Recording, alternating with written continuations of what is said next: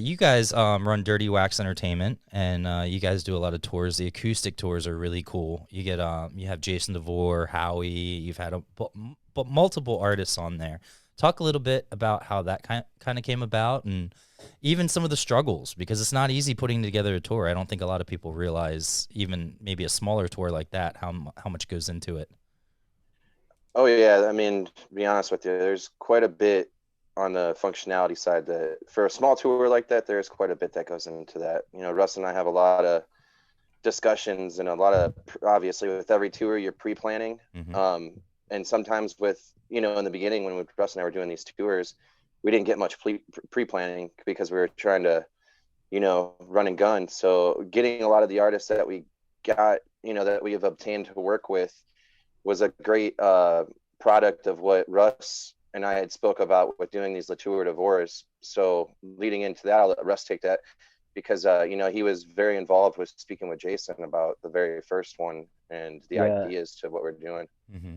yeah, that was it was kind of obviously we've been fans. Jason's a brother, my brother-in-law, and all that sort of stuff. Hmm. And I kind of was talking to Chris about, because Chris was a big Authority Zero fan. He had a big cool connection with Jason back in New York, wasn't it, Chris? Yeah, Where like you, way back in the day, like back in the probably day, sort of stuff. like So 2002, 2003, somewhere around there. and we were kicking around ideas of how to get on the road and who to get on the road with, and Hmm. we were talking about, we hadn't quite put together Meager Kings as a band yet. So at that point, Meager Kings was, hadn't really even come to full Hmm. ideas.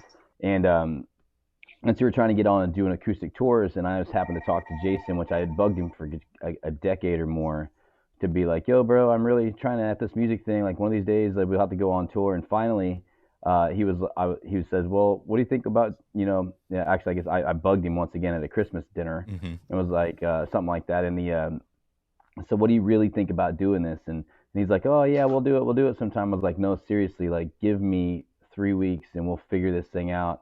And he was like, "All right, I'll give you 3 weeks." And eventually, he came back with a schedule, and it was like 6 weeks from go time or something like that, wasn't it, Wow. Chris? I was like, it probably wasn't even, yeah, it I wasn't don't even even know if that it was much time. maybe 6 weeks out from the first show that we ended up booking out on the first Tour DeVore, which Wow. came all the way down the East Coast and into Florida. And hit. I want to. Did that one hit Indiana too? I think it did That's the in one we went Ohio. back to Ohio with. Yeah. So, but it kind of took off on the ideas that we wanted to share stages with other artists, and artists that had notable names and things to maybe help us grow our fan base and stuff. And that's exactly what we did, and it Hmm. really helped out. And I'm trying to remember who all was on that first tour. Was it just Jason and us? It was and yeah, it was you, and then we were Jason, picking up a myself. local artists Right. that were connected in with Jason at each stop. So we would, we had basically a featured act and a headlining act, and then we were picking up the locals to kind of start the shows off for us and stuff. And lo and behold, man, it was actually Baltimore's Tin Roof Yeah, I bit came. I came to that immediately. show. Did you? I think Oh so, but yeah, maybe dude. I'm thinking of the second time because Howie was there with Jason. So was that the second tour? Yeah, I believe Yeah, I so. think it was because Howie came in on a couple of stops there. Was that then, or maybe it was the second tour when Howie came through? It's hard for me to remember because now we've done five of these I things. know. It's Yeah, And the grown so much, man. You guys really have taken that to something that can be an annual thing. Oh, we really yeah, have, and actually we've done it multiple times in a year too, because we're covering different parts of the United States, and we'll do Right. legs of it, and, Hmm. and give it a whole theme and all that sort of stuff. But Jason was down to do it. We put it all together, and then his artist buddies and our artist buddies, everybody starts talking and seeing that it was a whole lot of fun and it was lucrative. But there's a lot, like you were, get back to your point on the work involved and all that, Hmm. email after email, phone call after phone call. Let's talk about guarantees. And let's talk about taking that guarantee away. Well, I don't know if we really want to do it on a Sunday now, and all kinds of, like all the stuff that comes at you. Hmm. And at the whole time, you've made financial promises to the artists involved. You got to cover Yep. the finances on a van. We rented the vans and stuff, and like just the overall, like we really did. We talked about touring and talked about touring, and Chris has a lot of experience with other bands he worked with and touring and things, and had a lot of knowledge in that zone.